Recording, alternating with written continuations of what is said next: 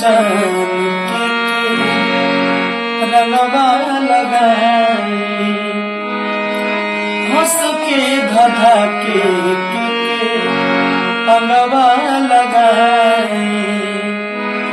कुछ हो तो बोला जा कहीं हाथ जोड़ के, भूली चढ़ जात बारू और होलिये में छोड़ के, भूली चढ़ जात बारू और होलिये में छोड़ के।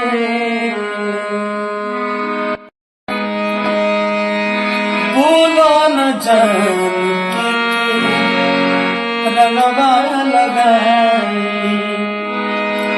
हंस के धधा के अंगवा लगाई।